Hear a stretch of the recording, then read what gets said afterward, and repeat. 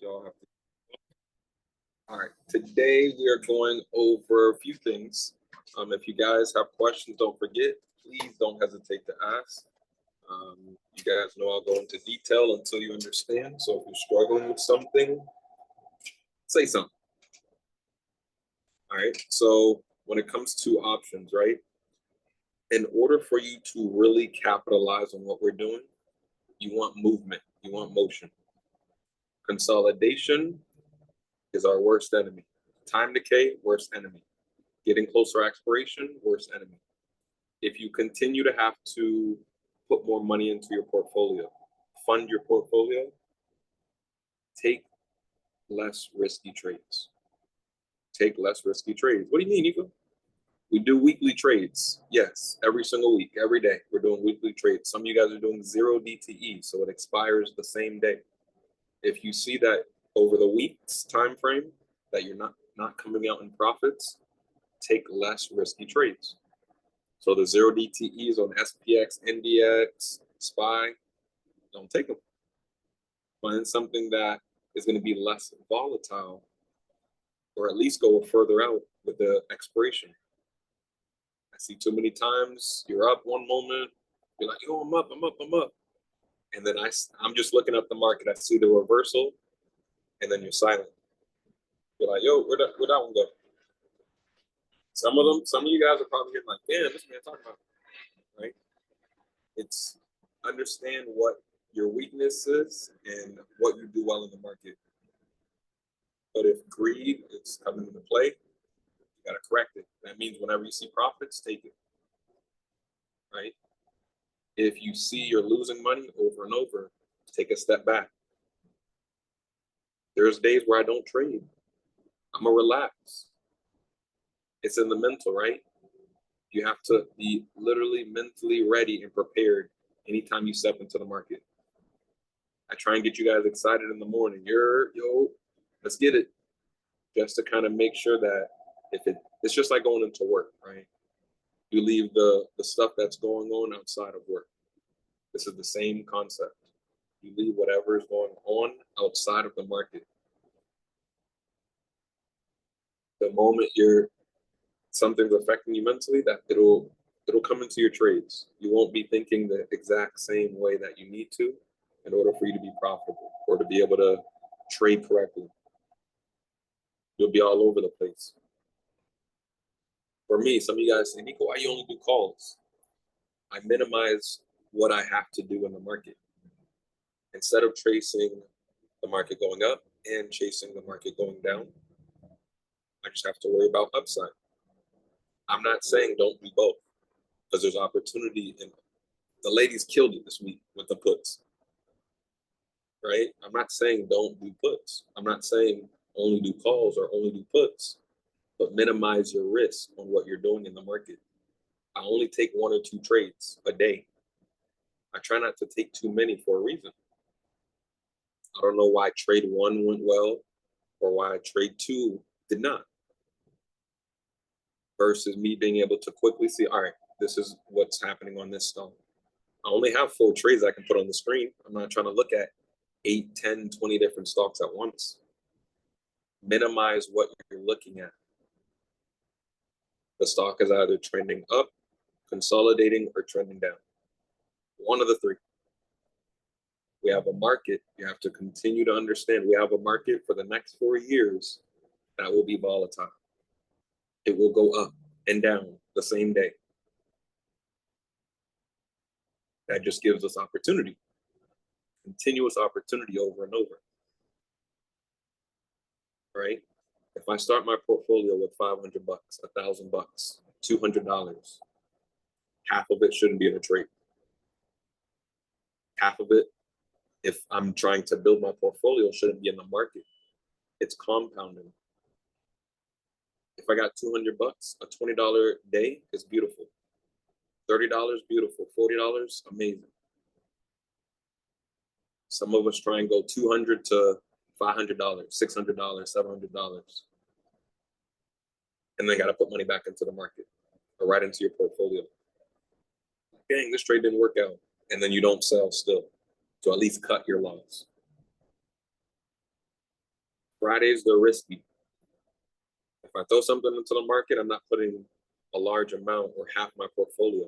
It's going to be something I can risk, especially if I did something, I did well the beginning of the week. Monday did good, Tuesday, Wednesday, Thursday, and then Friday comes.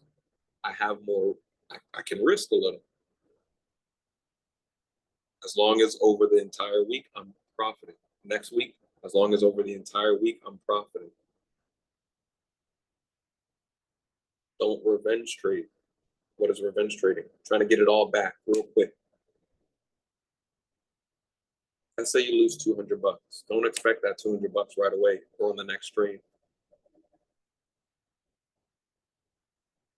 Here's a concept, right?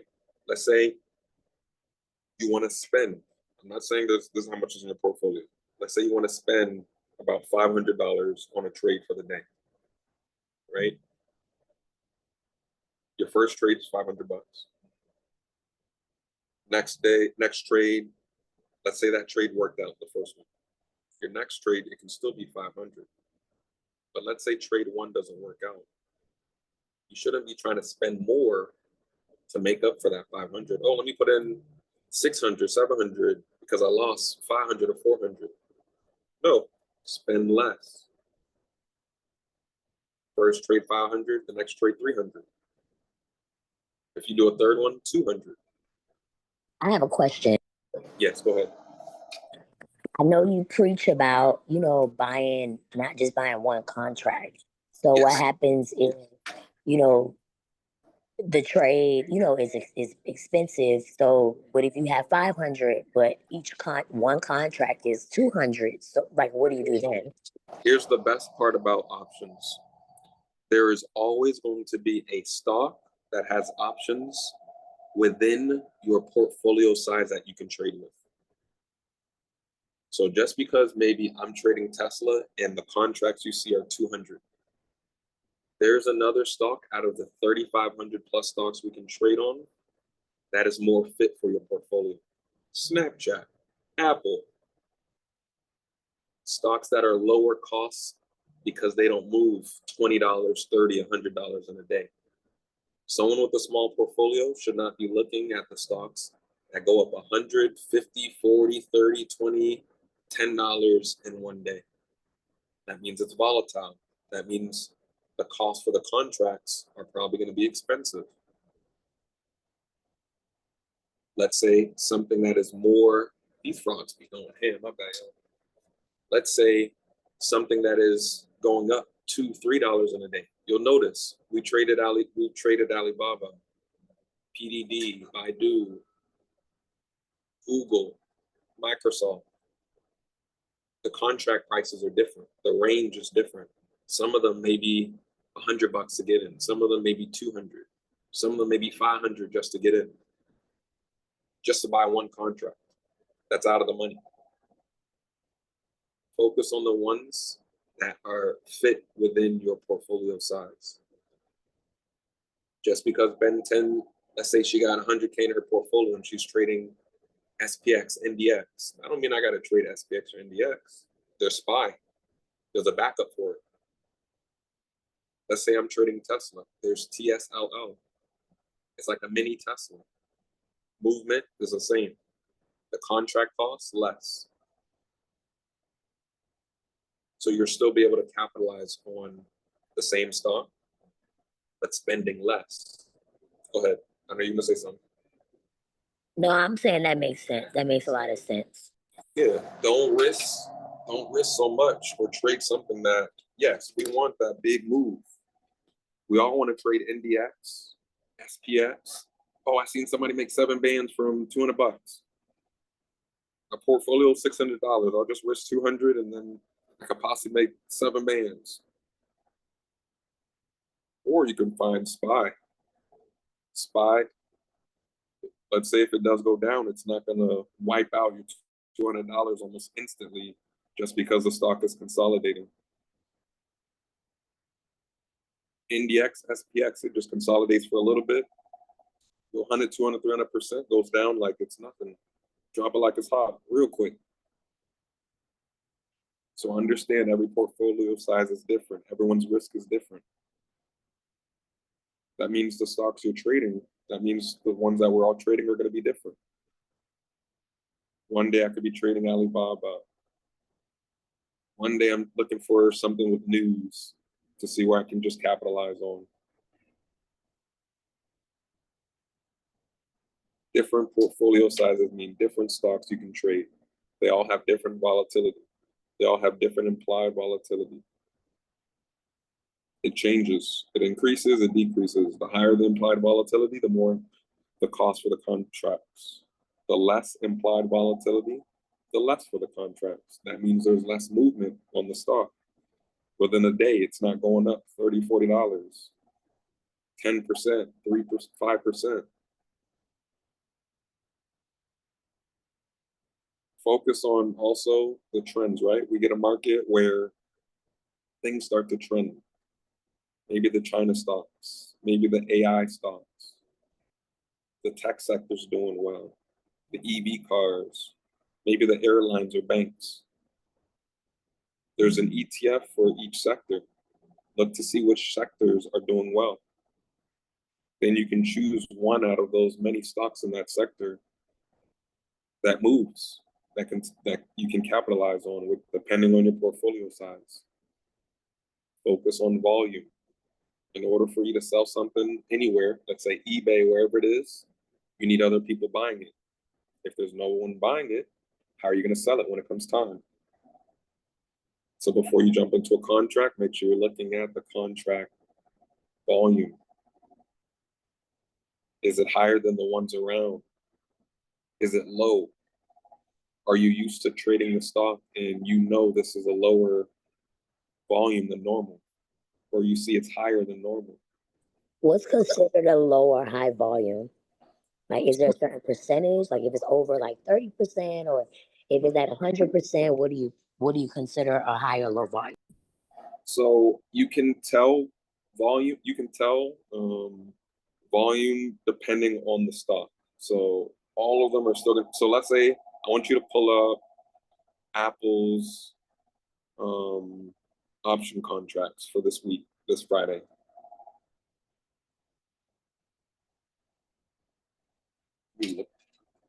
Say it again. Pull up Apple's contract prices for this week. So Apple, for example, is at, goddamn, what was that on Robinhood? 217 it's showing right now, 217.22. So contracts are from, let's say if I did calls, 217.50, 220, 222.50. The volume on these contracts show 11,200 on the 220 calls. That's a lot of volume, all right? Now, let's say if I go to, what's going to have less than 11,000? So, oh, that was too good.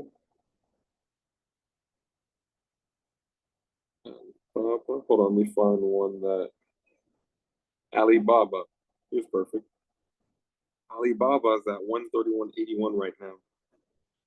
The strike prices above it are 132 and 133. The volume on the 133s are 1,502. To me, that's still good volume, even though we just saw one with 11,000. If you look at SPY or even Apple, or no, was it Apple or AT&T? One of the two? I think it's like no. It's Apple, Microsoft, Google. You're going to see the volume in the thousands. But if you're looking at a stock maybe that isn't traded as often, you're going to see maybe 100, 200, 300, 5, 6. If I see something with less than 100, I got to watch it. I got to be careful. The volume's low. So there are stocks that have really high volume, like 95,000 in contracts. But let's say that one says 10,000 now. Would that be considered low volume? Technically, yes. But it has volume in order for you to be able to buy. Now, low volume, if you go further out of the money, so let's say I'm looking at Alibaba. It's at 131.81 right now. If I go to the 155 strike for this week, April 4th, it's 143 for the volume, much lower than the 1,000 that we just had on the 133s. Let's go a little further. Let's see. 162.50 has one volume. I'm not touching that. I'm not even thinking about trying to buy that. Because if I buy it, right now it costs between the range of $1 to $7. That means if I try and jump in, automatically I'll be down. So if there's it says the bid is $1 and the ask is $7. So that means if I put in the mid price, about $4, right? Automatically I'll be down on the contract. There'll be times where you have to look at the volume and see that even price is showing that there's low volume. If the spread or the limit price, the range between what is available is a crazy spread. I've seen 700 to 1,200. So that Yeah, means does everyone see the screen? I'm not sharing screen. I'm not sharing screen. Oh, my bad. Let's say if I do a contract that shows between 700, 7.00, and 1,200, right? 1,200. When I try and buy in, it'll say like 1,000, right? Automatically, I'll be down on that contract. That means I know if that spread is from 900 to 1,200, there's low volume also. There's not much people buying it because there's someone asking for $1,200, and then there's people saying, hey, we want to buy it for $900. Does that make sense with the volume portion? Yeah, that makes sense. A lot of sense. So you want to make sure that there's volume. I literally say, make sure there's volume. I don't even, for me personally, this is just for me from experience. Maybe because I'm used to the different contracts and trading. I don't even look at Greeks. I only look at the volume. I focus on the volume. Even on Fridays, I only focus on volume. My mindset more of I need to look at Greeks if I'm doing further out contracts, longer dated contracts. But I'm worried about a week. To be honest, I want my trade to go up in 5 minutes, 10 minutes, 2 minutes, right? Versus me having to wait. So the Greeks, they still come into play.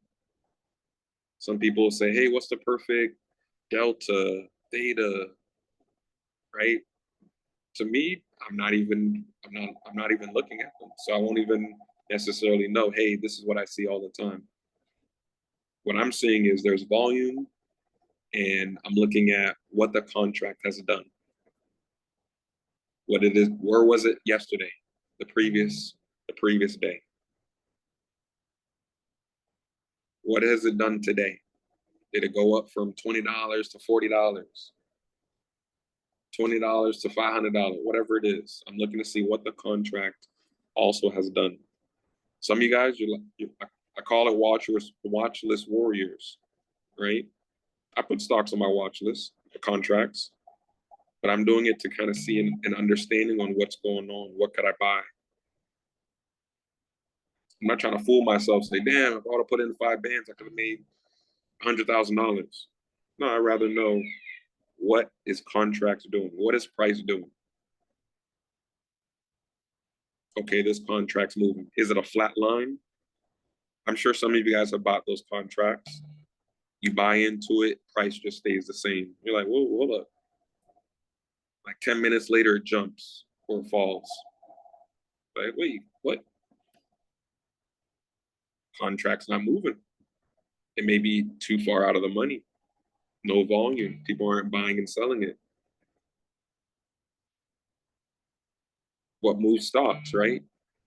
We know news, a catalyst. We need to have a reason why we're jumping in.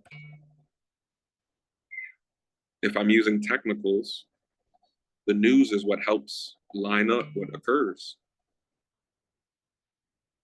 Let's say you line everything up, right? You put your support, resistance, you see a pattern, you expect a drop. There's a reason it's going to drop.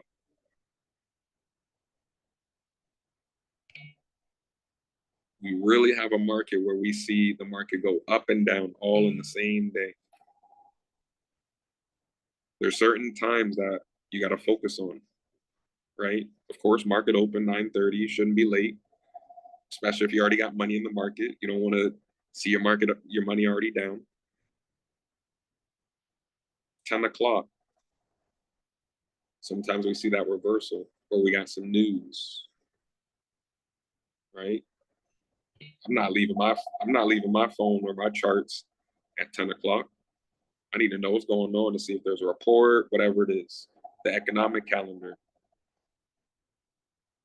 Posted every week for a reason. So you know, hey, what can move the market? What can make it go up? What can make it go down? Trump talking. I'm not gonna lie, it's hard to keep up with this man. I try and keep up with whenever he's talking. Why? It moves the market. He says something, we're going up. He says something, we're going down. It's like when Powell says, good afternoon, market starts getting shaky, moving up and down, up and down, until he starts talking. Understand what the events do, which events can move the market, affect the market. CPI, PPI, FOMC, Powell speaking, Trump speaking, some of the Fed speakers, certain reports. Some of them come out before market opens, 8:30. So if I swung or trade, I need to know, damn, the reports come out at 8:30 tomorrow morning. Check it before so that you know if you're a swing trader. All right, I need to know if something's coming out at 8:30 or before market opens. Let's say a report comes out, you can't do nothing if you're already in.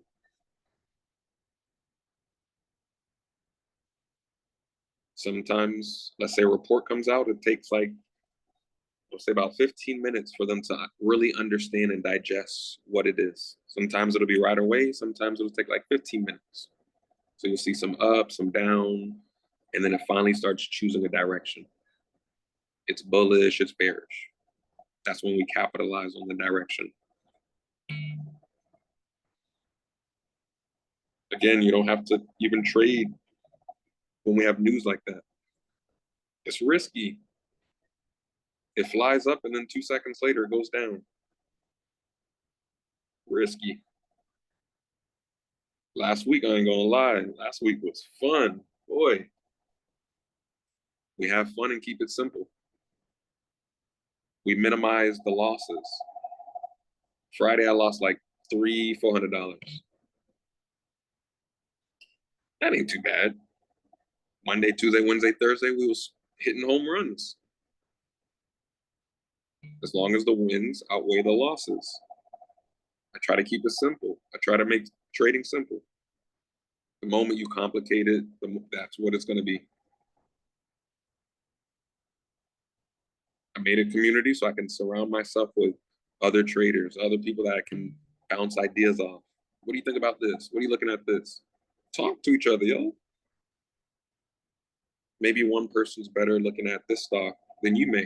You're not familiar with it. You're not used to it. You can still capitalize from movement. Let's say if I wanted to trade Netflix, you know how I'm gonna go to? I'm gonna go to Ben 10 and the GOAT that you guys see in there, Dreadmon. But yo, I'm not used to it. What y'all thinking? Oh, it's bullish, it's bearish. All right. It's been on an uptrend, it's been on a downtrend. Okay, perfect. Now I can do my research and double check also. Anytime you jump into a trade, do your own due diligence. Understand why someone jumped into a trade. Understand why you got into a trade. If you jump in blindly, what's the point next time? Next week, what are you going to do? The week after? Take a second, stop us. Yeah, we're trading live. Yo, why'd you jump into that? Oh, I saw some momentum. I saw a golden cross. I saw some news before market. I saw an upgrade. Oh, this one was just risky. I just threw it in there. Whatever it is. Understand why you jumped into a trade. If it went well, understand why it went well. so you can do it again. If it went wrong, that's what we all worry about. Damn, messed up on a trade. But understand why it did. Maybe the news came out at 10, you didn't see it.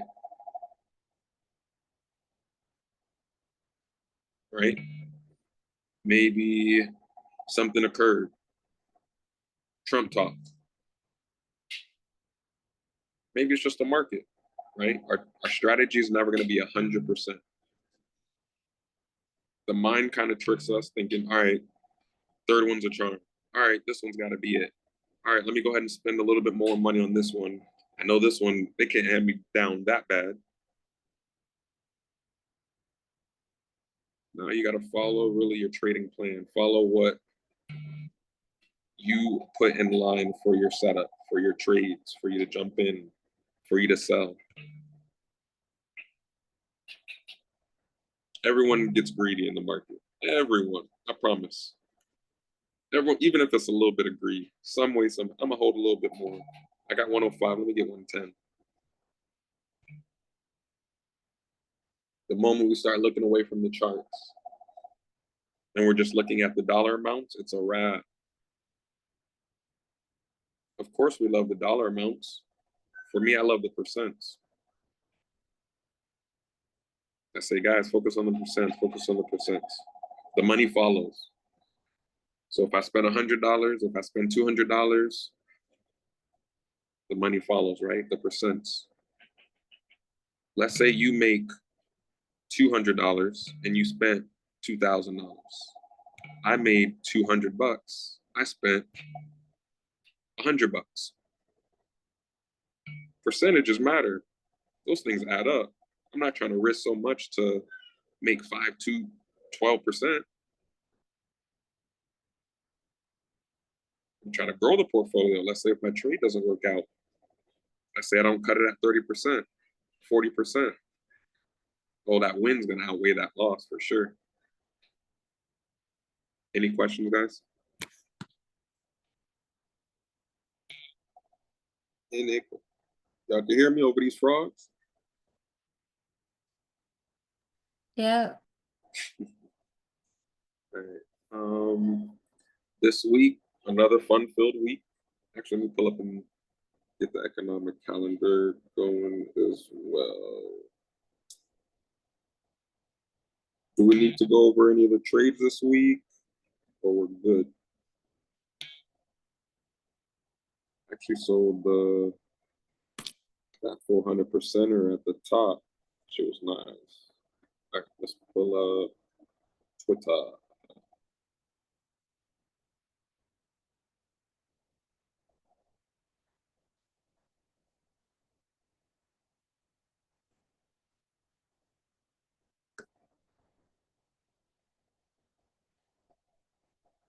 Twitter, your best friend, literally. Keep it simple. Oh.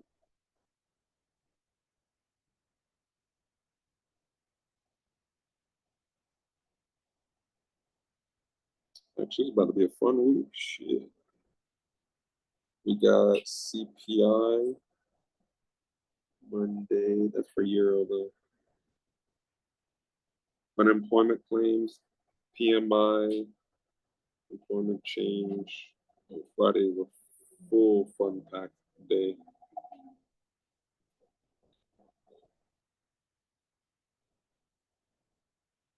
USD.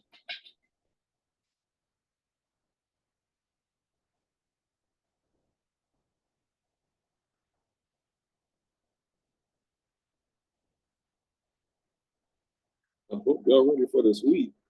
Actually, let me make sure see if we have any earnings too. So remember earnings, right? It can affect the whole sector. Let's say if NVIDIA had earnings and you have AMD or Broadcom, whatever it is, it can affect it. Okay, it's not too crazy for earnings, which is very good. And those tariffs on Tuesday. No, Wednesday, right? The second is, I think, Tuesday, no? Wednesday. Sheesh. At least it's not on the 1st, April Fool's. So we got Wednesday is going to be a crazy day. To be honest, I want to do RH has earnings.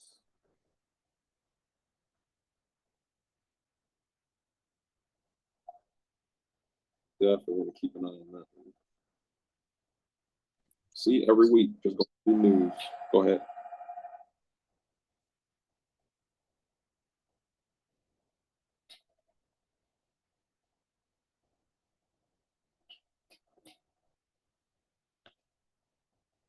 No questions, guys, as we going along? I'm telling you, I can just talk. Yeah. But what's going on? Yo, Go ahead. Niiko, got a question, bro.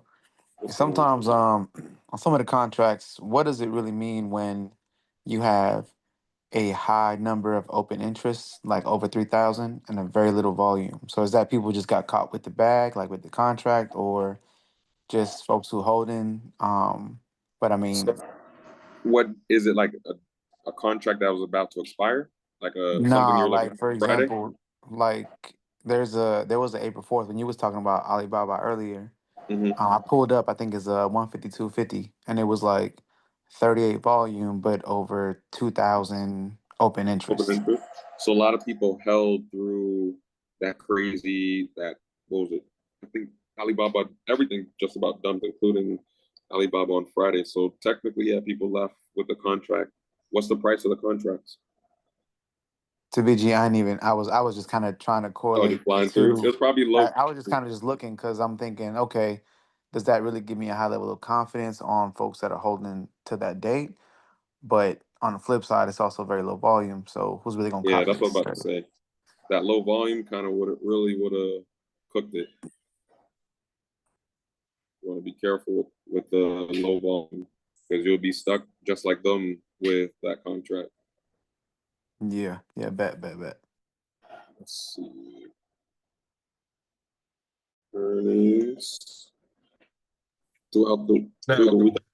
Go ahead. Does Delta increase with like big moves? Because I noticed sometimes with with when I traded SPX on not Friday but Thursday, I saw what the Delta was, like what it was supposed to be, but when you get a really big move really fast, does the Delta increase at all?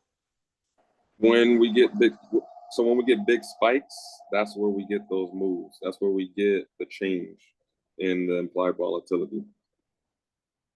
Okay, so if it's like if say SPY drops consistently all day, but not one big move, you'll make more money if it makes a faster move than a slow move. So with options, we want those fast moves. That's how we capitalize.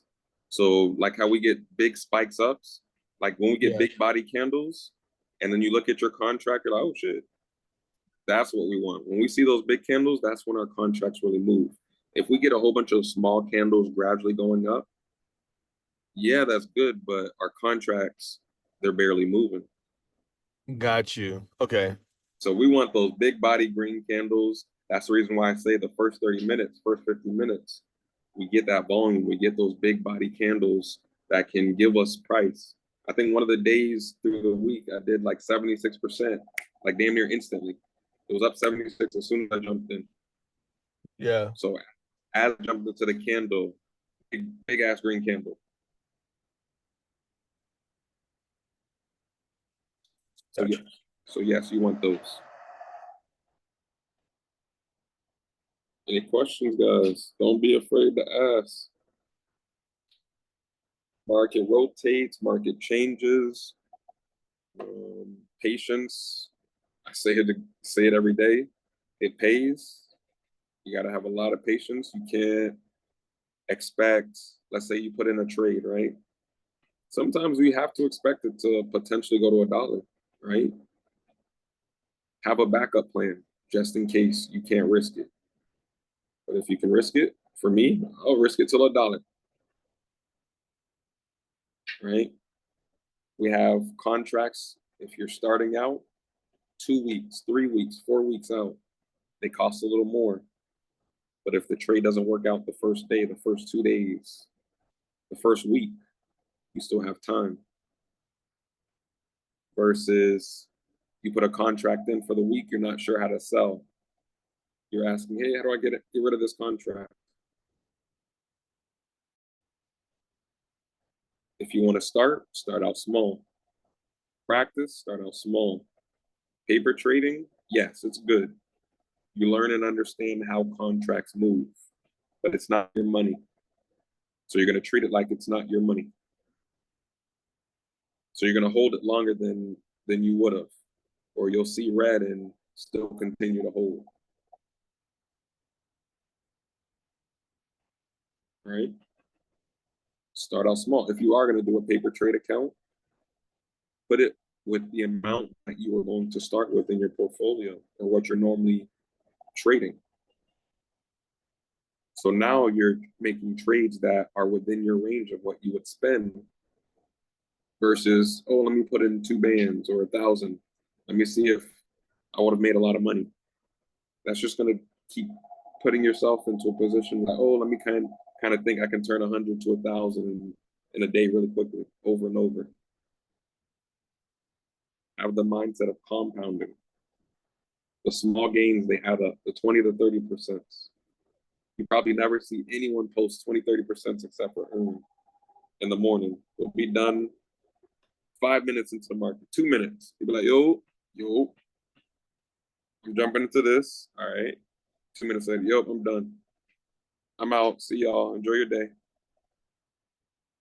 You see 18, 20, 30, 40%, 50%. I'm trying to get like They add up, right? He uses capital. He'll use more capital and shoot for less percent. Not everything is going to go to 100%. I wish. I know I do like 100-something% a week. But not every single trade will be 100%. Some of them will be 12%, 26%, 30%, and that's it. We done milked the cow for all it's got. Gotta find a new one. If you're not sure about a trade, you're like, dang, I don't know about this trade. I don't know how it's gonna work out. Have you ever had a moment where you were like confident in the trade? You're like, yo, this shit is moving. Oh, this is going. Wait until you have that confidence on the trade. Oh, this is a bullish trend. I can catch a little piece. All right, perfect. Versus staying in a trade, the stock is moving choppy. It's midday. You don't know which direction it's gonna go. Power hours coming up. Whatever it is, right? The moment you're just lollygagging, chilling in a trade, you're gonna lose because you're gonna get used to it. Let me just hold and see. Let me just hold and see. I like to catch the momentum. First thing, 9:32, boom, we're up 100%. All right, y'all can start taking your money. Some of y'all chill. Maybe you can go up to like 1,000%. Niiko said sell, but I'm gonna just chill. I'm gonna just. It could go up higher. Right? Let me show you something actually. Let's see. This was because someone asked me after I said I'm selling. Let me find it. Let me find it. It was like 30 minutes after. Yeah, on this one, right? We're at 402. I sold. This was on the 27th, so 327. Let me test it.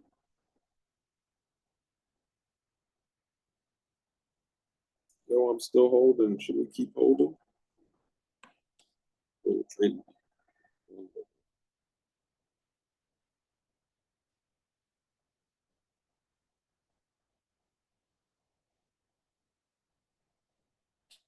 The 27.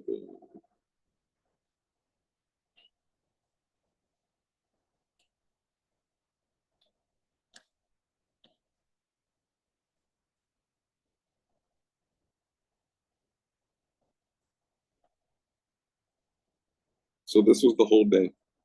So if you would have sold anywhere within here, so we got in at 9:30, what? 9.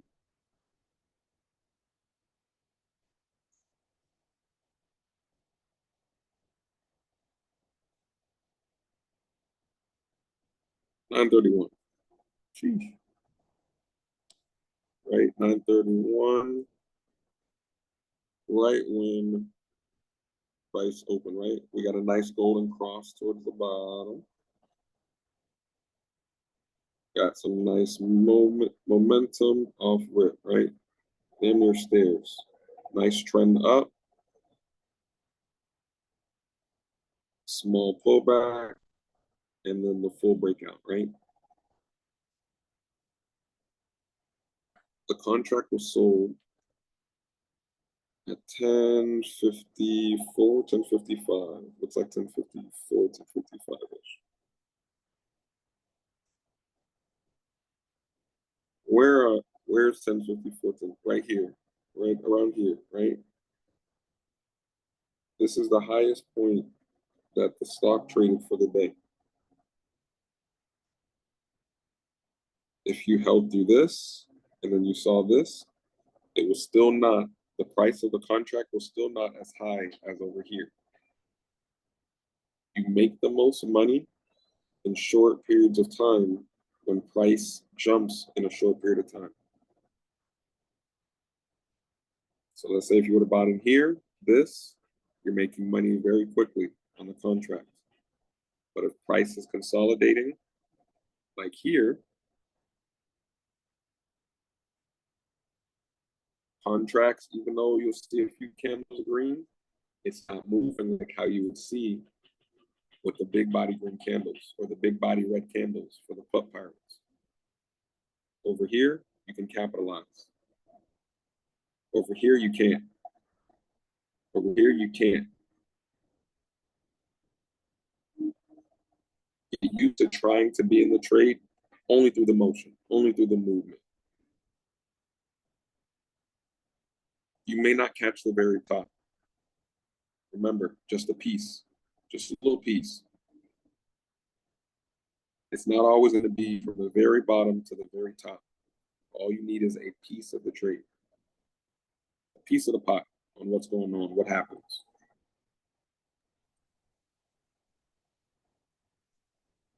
Stop trading them 0 DTEs. If you're continuously over and over, week after week, you're losing. For the whole week, you're down. Stop taking those 0 DTEs, those short dated contracts. You're gambling.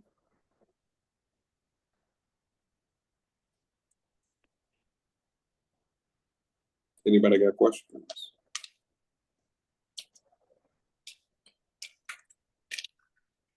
You all know what you may be struggling with, right? Maybe it's looking at charts. Maybe it's holding too long, selling too early. When someone says they sell too early, I say, did you make money? As long as you made money, that was a great trade.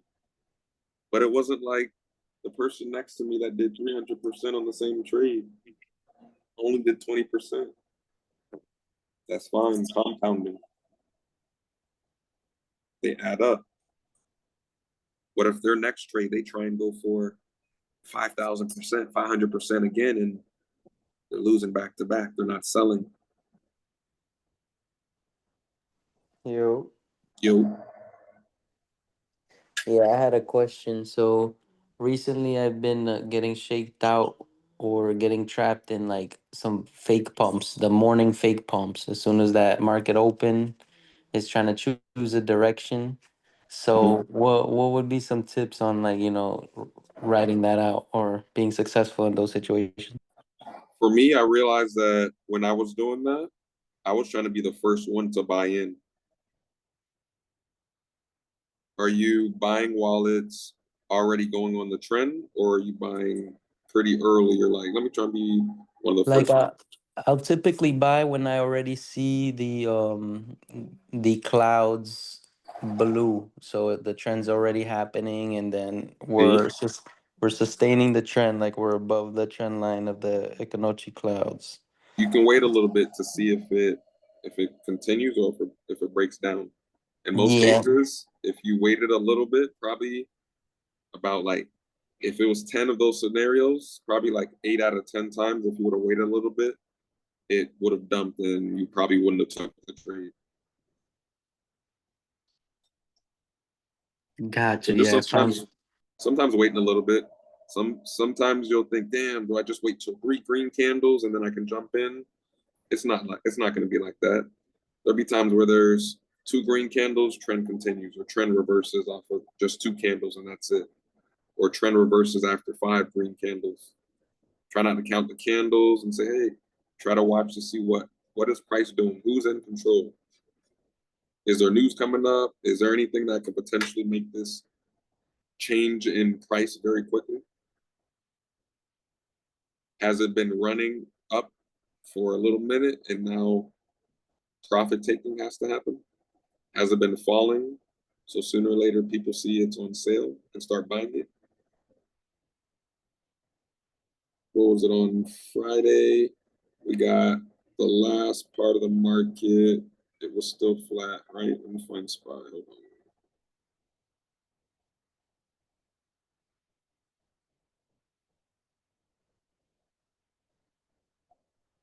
So we still dumped after market too.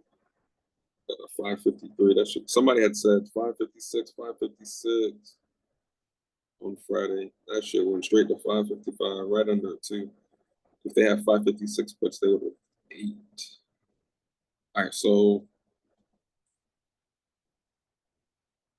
we got price at the end of the day. Actually, let me go back to the beginning for those fake outs first. Kev, are you mostly doing calls? Are you just switching it up? Because this is a No, I'm trying to see like pre-market.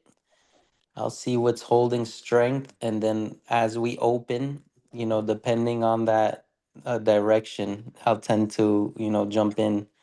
But then, 15 minutes in or something, we could have just a false breakout or something, and then we'll just start dumping, going the opposite. So I've been getting tricked there. So is it like this? So let's say you see some green and then you see that sell off. Is that what you're getting caught in? Yeah, pretty much you could say like You're in I'm profits for a little bit and then go ahead. Yeah. Yeah, you could say I think I got caught in this on MSTR on Friday actually, where it was opening and it was already green and it kept going, and then I got like just tricked out 15 minutes in or something. I think that's what happened. Yeah. Couple green candles and then a dump over a lifetime. Remember the whole market dumped also, right? Entire market, just all blood across.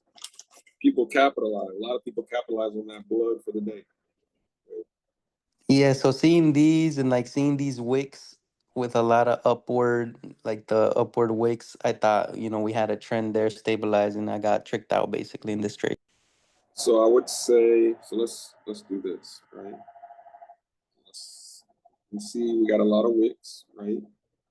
Price is all over the place. Let's find a time when price was in control first thing in the morning. I'm not saying a run up and then a dump.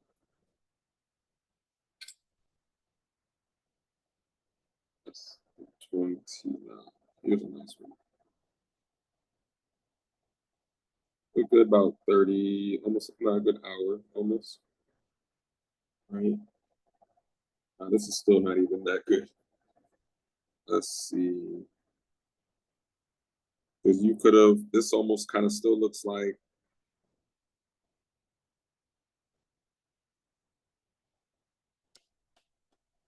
this, but it just dumped and that was it.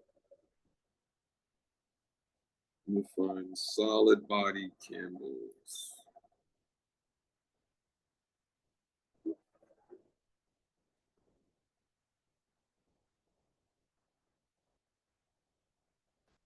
Even this is with as well. We've been just on that downtrend. Yeah, hold on. It's the same day.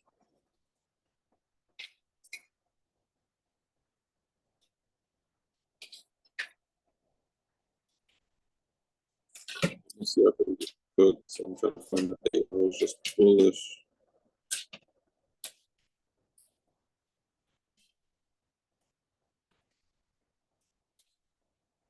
Have you been able to get profits from MSTR? Yeah, I have. Is it normally where it's on a nice bullish trend up first thing in the morning, or is it like you catch a power hour, More like I think it's that midday flip that midday or when like it that turns the around, 10 right? a.m. Yeah, the trend. Yeah, I tend to jump into early in the mornings and I get tricked out. But when I go into trades later in the day, I tend to catch the trend there. Stick to that. You know that profit taking is gonna happen. Stick to that. Or when that flip, when it starts going up, sooner or later they're gonna start buying it up. Or if you look at Bitcoin starting to fly up, sooner or later they're gonna start buying up MSTR. Anytime I'm looking at MSTR, I'm trying to look at Bitcoin and SPY to see what is Bitcoin doing. Is it trending up? Is it trending down? Bitcoin and SPY are almost not exactly, but they're hand in hand when it comes to if the market is bullish or bearish. If the market is dumping, you see Bitcoin dumping. If the market is running, you normally see either Bitcoin kind of gradually going up or going crazy. In this DR, you gotta look at that to kind of determine what it's gonna do based off of those. But MSTR is a different beast. That one can turn around quick. You can start flying up. That thing will go up $100 in a day, and you realize after only like $50, you're like, "Oh, I missed it."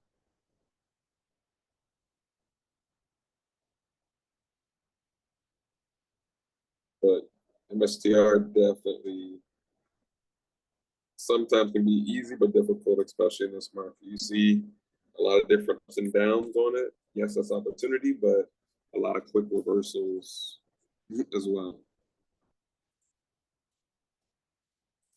Does that answer your question, Phil? Yeah, definitely appreciate it. Okay. Any other questions, guys? Y'all still here? Yeah. Yes, sir. Yep.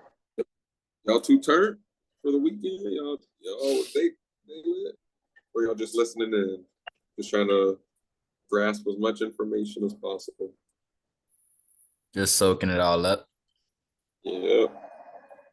For me, after Zoom, I'm gonna continue to watch videos before we jumped on. I was watching some price action videos, different things, just to kind of still perfect, right? It's never gonna be perfect, but to try to perfect. Try to figure out what style. I already know what I like to do, but I still want to kind of make it easier whenever I'm trading. Kind of make up for the losses, understand why I lost money, what strategy may work better, or how to improve my strategy. Maybe be able to cut losses at 10% versus 30, 40%, 50%, 60. Yeah, Nico, I got a question. Yep. Your trading view, did you customize your indicators on that, or did you look up a something already that was already kind of like built? Yeah, so Ripsters, actually, I got them shits off. I wonder we lost money on Friday. I'm playing. So Ripsters EMA clouds. I ain't gonna lie, I think I had this off on Friday. I am sick. So the clouds it helps tell with trends and direction. Some people may have a 50 EMA, a 200, a 20 EMA. The clouds is specifically set up to, it's kind of like the support and resistance for it. Over here, you see the blue line, how it's bouncing, kind of like a support. Mm-hmm. Yay, nay, nah. Yes, sir. And then the yellow would be technically like a resistance. Once it breaks past that resistance, we can see some uptrend. Once it breaks below the support, we see some downtrend. With all the indicators, it's just how you see how easy it is for you to identify or see the market or trades. That's really all the market is, trying to see what makes it easier for you to identify what the market is doing. That's it.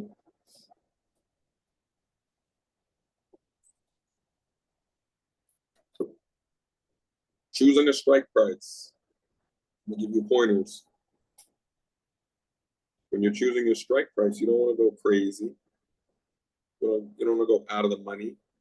Think of the average that a stock can do within a day, within a week, within a month. When you're choosing your strike price, it should be based off of that. So if I know the stock can do this within this time frame, I'm not going to choose $30 more than what the stock normally does. Make sure it makes sense. Literally, make sure it makes sense.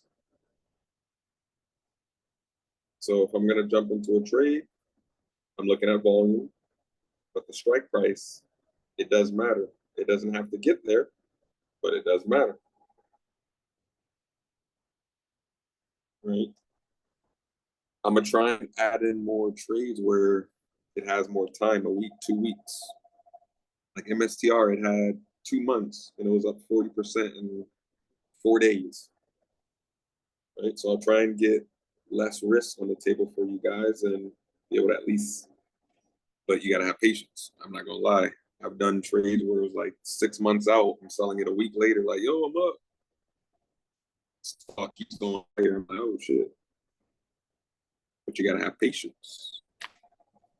Everyone's risk tolerance and patience is different. Everyone, no matter who it is. Everyone trades different. Understand what worked for you. My style may not be perfect for you.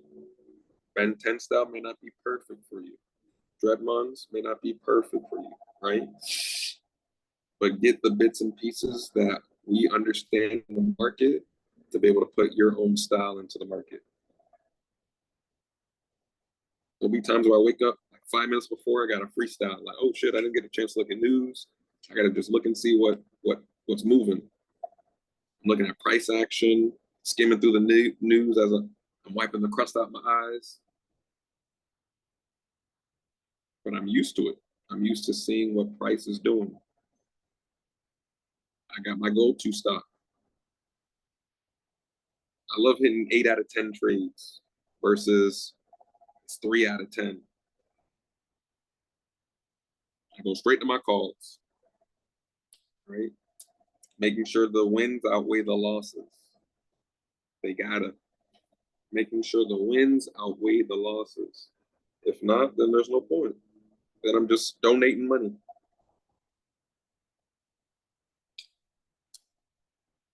But if you're struggling, take a step back. We all have done it. The best of the best take steps back from the market. You can see what market is doing a day, a week, whatever the break needs to be. Ben, here's a good one, right? Ben 10, she took off like, my dog took off like 2 weeks, almost, it felt like a month, 2 months. Came back on fire, right? You got to be, when you're in the market, you got to be ready.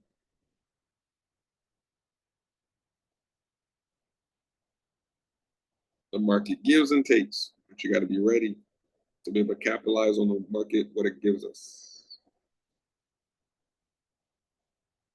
Any questions, guys? Yeah, I got a question real quick. It's about something you already mentioned, but I kind of missed it. So you said when the market is going up, is it based on MST? I mean, what is it? Yeah, this one right here, MSTI and Bitcoin. So are you saying like when the market as a whole SPY or? Yeah, I know you had mentioned I went to the kitchen, so it So got a little choppy. But So with I know. MSTR, I know how it's easier to trade MSTR as long as you're looking at what Bitcoin and you have an idea also on what SPY is doing. Because MSTR, what they do is all they're doing is buying Bitcoin. All they're doing is buying Bitcoin. So you have to know what Bitcoin is doing, because if you compare, actually here, let me try and add a comparison. Here it is. Bitcoin. So like, do they hedge or do they move together? I'm about to show you right now. Okay.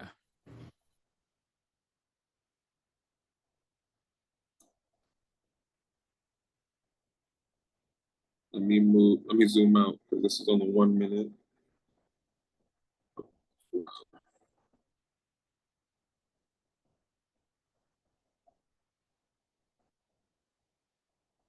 Are they moving the same?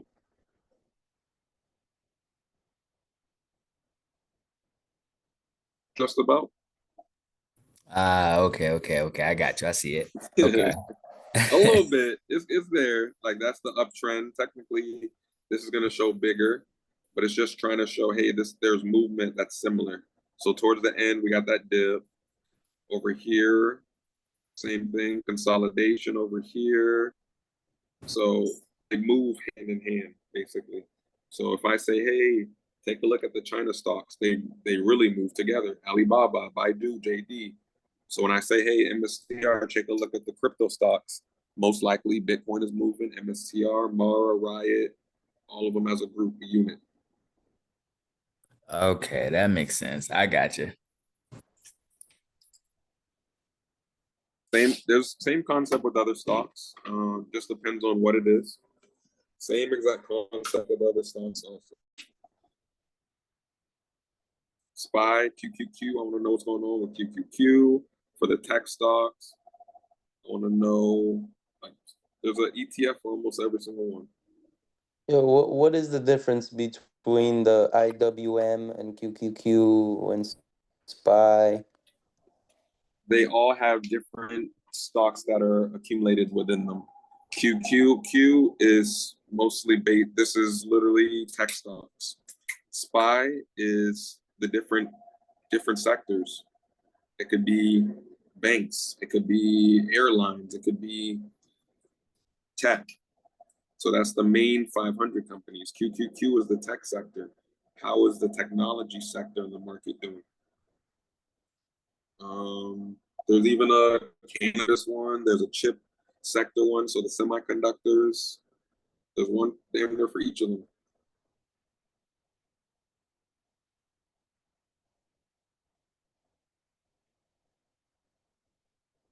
So you can use the ETFs to kind of get an idea on what you can be trading, what sector to look at.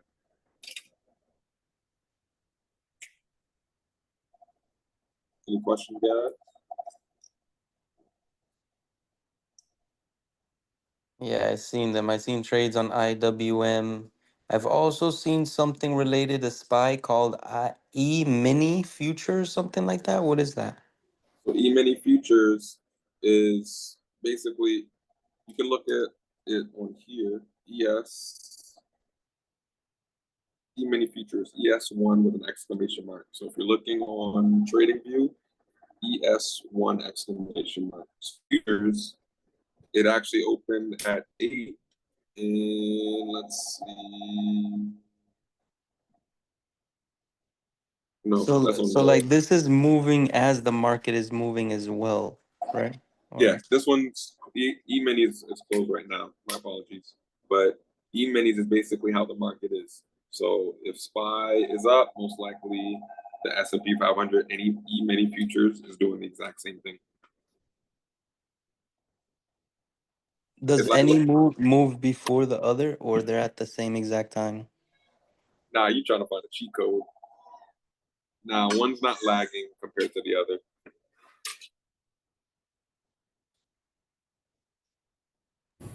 I do got a Gotcha, question about. gotcha. Oh, my bad. I do got a question about gap ups and gap downs. Like, is there a way to like clock that? Like let's say you study in the pre-market and you think you about to place a call or something and they gap down the market, do the price adjustment. Like, is there a way to try to determine that? or that's just what it is? Are you saying when market opens and then it gaps down? Yeah, like gap down or either gap up, like just out of nowhere. Are you saying how do you capitalize on that? Well, I was saying, like, is there a way to try to read that? Like, let's just say you was just trying to hit the market running. Like, I know it's probably not wise to do this, but let's just say you just try to put in a contract before the market even open, thinking that based upon the Nope. pre-market data. Nope. So think about this, right? As soon as market opens, that's the price. So the stock is moving from 4 a.m. before you even woke up. People are buying and selling shares. So the stock is still moving. So the value of your contract by the time market opens is going to be completely different from what you see there. The price you see is going to be based off of, let's say if you're looking now, based off of Friday's movement before close. If you're trying to buy something that expires this week, if that's still based off of last week on Friday. So when market opens, let's say over the weekend it dumped, it went even lower. Now you're buying a contract that price has already decreased. Or if you're doing puts, it has already increased. Does that make sense? It does make sense. Okay. So don't buy until market actually opens so that you can capitalize on what's going on. Because by the time market opens, that contract will be differently priced. It's like you buying a contract and you swinging, and then you wait until market opens to see where it is. Can you do anything? No. It could be lower or higher than wherever you bought it from the day before. That's true. Okay. So same concept. What other questions we got, y'all? Powell is set to speak on the economic outlook this Friday at 11:25 a.m. right after monthly jobs report. Oh shit.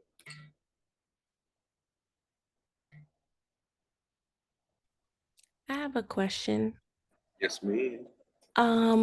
So just to piggyback off what the other guy said, how do you catch the gap up and gaps down before like it happens? Those swings. So let's say if you see price is struggling to get past the price, we got our resistance, right? Normally, what will happen if price is struggling to get past? It'll dip. It goes down. So let's say midday, it gets to a price. It struggles to get to an area, right? Look right here. Struggles to get past this price. We got a gap down. What happened after again? Another gap down. Right now, it's kind of still hard to say, hey, you swing and you're going to catch a gap down because anything can happen overnight, over the weekend. So what you guys are referring to is you're swinging and you're trying to catch the move before it actually occurs. Am I correct or no? Yes. You could do this. Right now we're in a market where it's either up or down. It's no in between. You could hedge, but as long as price is not choppy sideways and your implied volatility is not decreasing, a $200-300% trade could make up for a loss if you went both on both sides.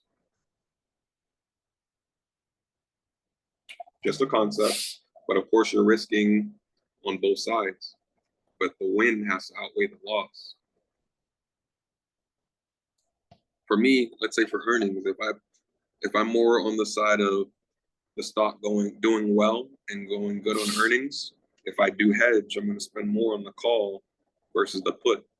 So now if the call works out, I made up for the loss on the put plus some more. If not, let's say if it doesn't work in my favor, my put can end up just paying me back.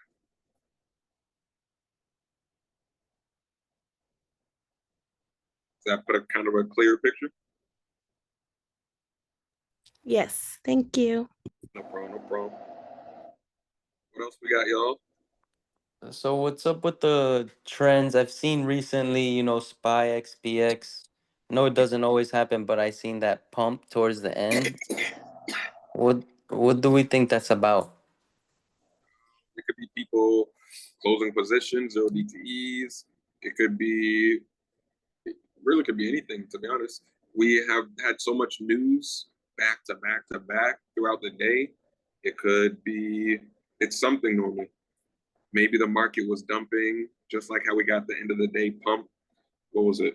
I forgot what day it was. Somebody caught SPX within the last 10 minutes before market close, right? Or the last 15 minutes. I think we had like a pump last 5 minutes, then near 15 minutes of the market. We're not necessarily getting power hour, sour hour. We're getting like power 40 minutes, 50 minutes, and then like sour hour 10 minutes or power hour 10 minutes. It'll be like the last 10 minutes, but it's not the exact same every day. The moment you think there's a pattern, it'll switch. This is the market. The moment you think there's a pattern, it will switch. There was a point where Meta was going 20 days green. Pattern change. There was a time where Tesla, weeks on weeks on weeks, just beautifully just running, the pattern change. So the moment you think you got a pattern, it's gonna switch, change up on you. Alibaba, I kept saying over and over, it actually for a little while lasted. On a Wednesday or a Thursday, it has news after hours. So Thursday morning by market open or Friday morning by market open, if you swung an Alibaba or China stock related contract, you can capitalize on it. Courtney, am I lying? You right. Back to back to back to back. One time I did like 5K off of Alibaba cheap calls. Right? Just capitalizing off of what normally happens. But that doesn't mean the next week it's going to do the same exact thing. So now if I go in with 5 bands this time, oh shit, I'm getting cooked because now it had bad news or whatever it is, right? So don't expect a pattern. All right, every Monday, market dumps. Every Tuesday, the market's going to dump. Nah, market Monday dump, market Tuesday dump too, market Wednesday dump, and then fly up on Thursday and Friday. It switches, it changes. It's not going to just be the exact same. Stocks aren't going to move up $5 exactly and move down $5. Try not to look for that perfect pattern, that perfect setup, that perfect indicator. There is none. No, yeah, it's definitely bipolar. I'd be thinking to just do the opposite of what I think now. It's all about probability. What's the probability of me seeing profit on this trade? What's the probability of this seeing profit before the expiration? What's the probability of me making this money before it expires today by 4 o'clock? To be honest, I want it to go up before 2.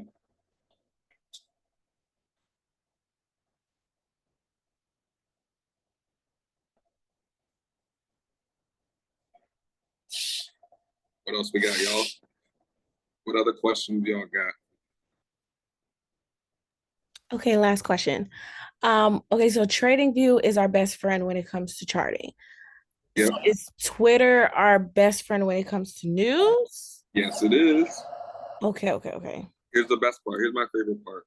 Let's say some news just came out on NVIDIA. And I'm like, oh, snap. Let me try and see what's going on. I could try and Google it and probably be difficult to find it. I could try and go to Yahoo Finance, Benzinga, maybe be difficult to find it. Or I could do this.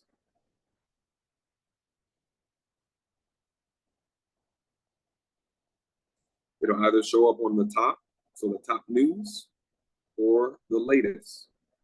Like to see if let's say you saw it within like 2 minutes. All right, it's going to be within the 2 minutes. Of course, there's spam accounts and foo that you got to filter through. I'm about to start blocking these accounts so I don't see it. That'll actually be pretty smart. But you'll be able to see the news quicker compared to waiting. Right? So make it simple. Try and make it as simple as possible for you to find the news or why something is going up or down as quickly as possible versus waiting.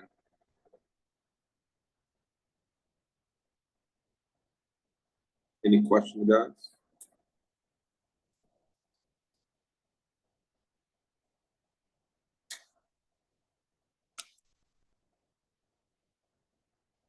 No questions?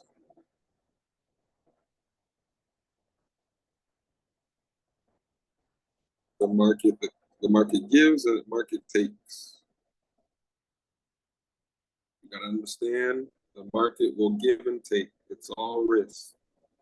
But take the Yep. right risk. Take the right risk. Any tips for self-discipline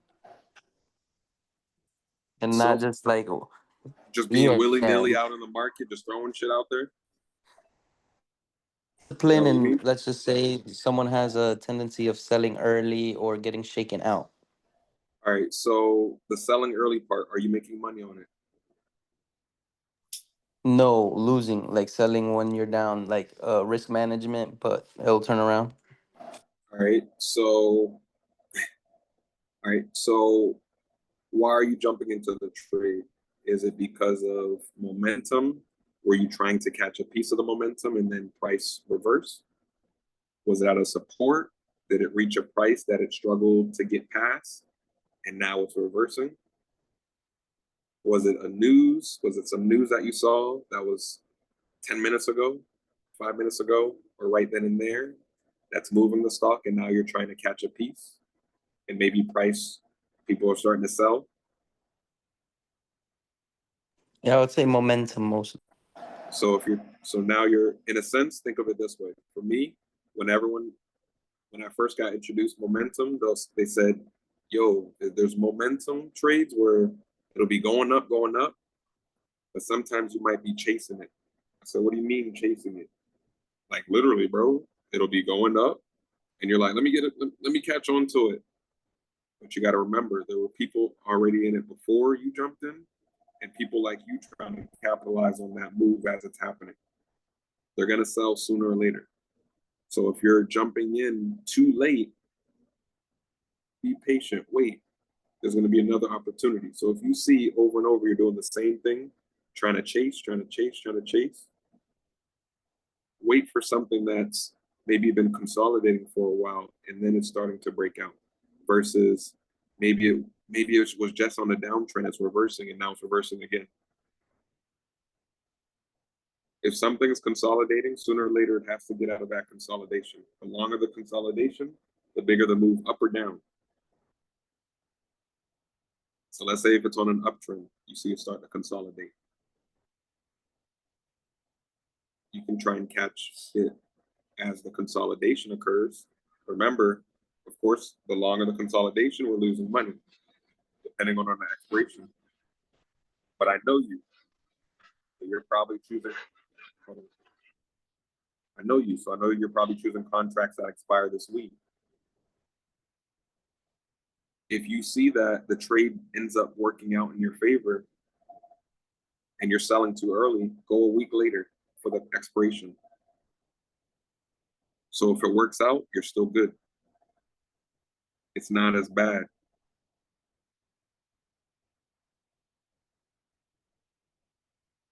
Have you been doing weeklies?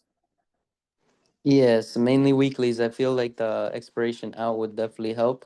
But how can you balance the risk management as well as what you just mentioned, holding out for the next week just in case it does turn around? Here's the best part. When you're buying further time, you can still sell it right away, for example. So let's say 2 minutes, 3 minutes, you're into the trade. It's not working in your favor. You're not confident in the trade anymore. That reversal, it may not be as bad as that weekly that just went down 40% in 2 minutes versus 10% in 2 minutes on the contract that expires next week. The longer the expiration, the less you're making in a short period of time, kind of, in a sense, right? Because if I buy a 0 DTE, I can make 500% really quick. Versus if I have a contract that expires in a month, that same move is not going to give me 500%. So give it time so that you can still cut it at, let's say 20, 30, whatever percent you have in mind, but it's going to take a little bit more time in order for it to get to that down 20, 30%. So you'll end up being able to hold longer in the trade. If it's Thursday and Friday, don't choose this week expirations. then you're getting cooked. You can't even react. But let's say a Monday going into Friday, it's a little easier, a little bit better.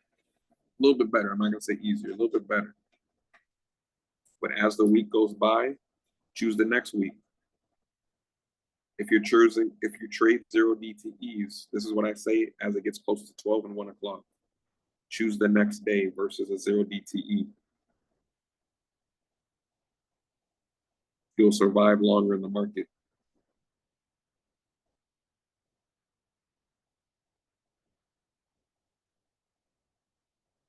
Make sense? Yes, sir. That helped out. Thank. No problem, no problem. The market will give, the market will take. We just capitalize on what it gives us, as much as it gives us. We went over strike prices, choosing the best strike. Make sure it makes sense. Don't just do anything. Make sure it has volume. That's key. So if you need to sell, it'll be easy to sell. People are trading it. There's movement. It's not going to be difficult for you to sell at the price that you see.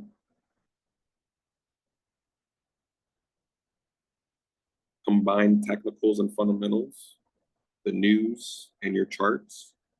Understand when price is starting to struggle to get past somewhere. Let's say the stock is at 100 and over it keeps bouncing to 101 and then dumping to 95 or something else. Goes to 101 again and then dumps again. Once it gets past that 101, oh, it's going. So now you're watching 101 over and over. All right. It tried 3 times, 4 times. When it finally breaks and you get a big green candle, that's what I'm looking for. That's the break.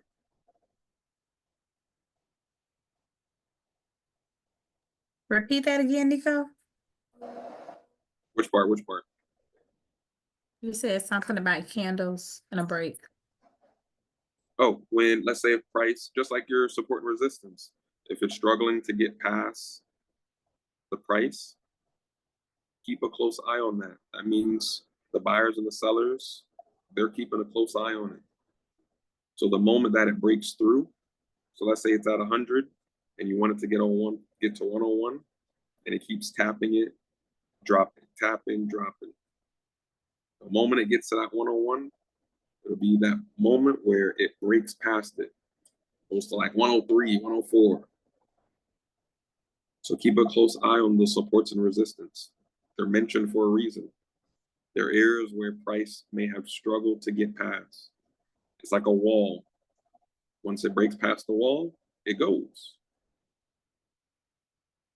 Throughout the day, you'll say, hey, I'm looking to see if price gets here. Hey, I'm looking to see if price gets here. That's the reason it may have struggled to get past that price before. So now I'm keeping a close eye on it every time it gets there or around there. There was a point where Tesla stayed around the 250 area over and over and over. I'm like, yo, when is this thing gonna break? When it finally broke nicely. And then look where we are now. Right? There's areas on the charts you'll see when you line up your support and resistance. Later down the line, you'll see that price sooner or later may struggle to break past, or it'll tap it and then retest and then break. Over and over. The more chart time you put in, the more it'll be easier for you to see. When price is struggling to get past something, you watch that like a hawk. Okay, it's trying to get past 250, failed. Got close to 250 again, failed. Another strategy when a large sell-off happens, or a breakout, a crazy breakout off of some news occurs, profit taking has to occur. It's going to reverse sooner or later. Capitalize on it. Some of you guys capitalize on that 10 o'clock trend change. I bet you didn't know there was a 2 o'clock one too. 2 o'clock trend change. Different times where market starts to fluctuate and change in price. Volume increase. Just got to get used to being able to see what's going on. What is the market doing? Any questions, guys? Don't be afraid to ask. I have a question. Yes. I know what you're gonna say though, but I'll ask anyway. Okay, let's just say you're in profit with the stock, and let's just say it, for instance, it's dropping and it goes back up, but then it drops all the way back down again. Like, how do I know when it's gonna go up, it's gonna drop, or do you guess we really just don't know? So remember, price has to go up and go down in order for it to continue to go up, or for it to continue to go down. Can we Our pull up con- the chart? Can Say it we again? see a chart on app Yeah. on this one? App did this on Friday. It went up, I mean down, then up, and then down. What did I tell y'all about app? I said it in chat. Somebody had asked about app. What do you think about app? I said every time it dropped, they seem to just buy it up. They just seem to buy it up for some reason. Sooner or later, they buy it up. I don't know why. It's one of those stocks that are more hyped, right? So every time it drops, pops, right? Each time it was on a nice uptrend. Every time it drops, it goes higher, over and over. This right here, right? This is on the 4-hour. It was on Friday that it did that, right? Switch to the 15-minute. So this was before market open. Pre-market did that crazy run up. Now, mind you, remember, something like this happens.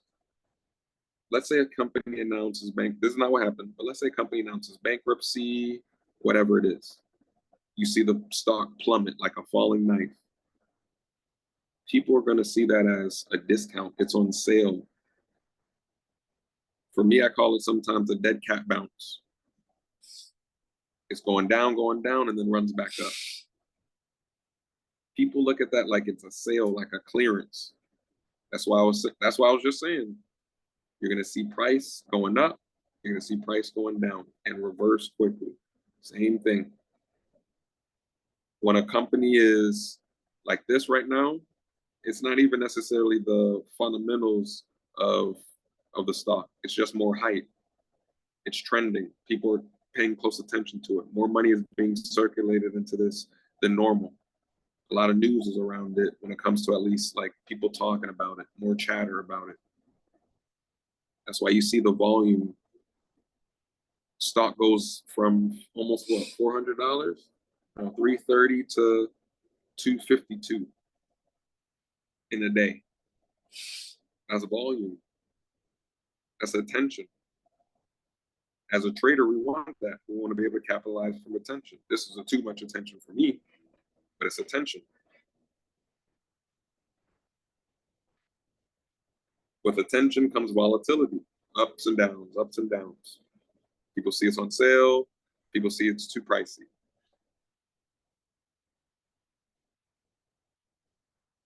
You could have had puts, but let's say if you would have grabbed calls before market close, you still would have gotten cooked. Right? Closed around here. By market open, it was only from 270 to what's that, 278. To be honest, at first, price was at 285 and then came down right away. You would have had to sell as soon as the market opened, and you probably still would have been down, like within seconds type.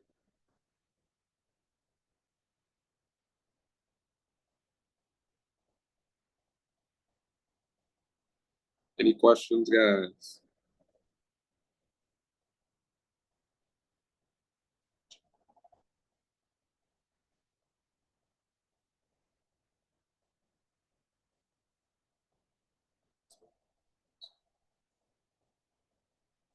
No questions?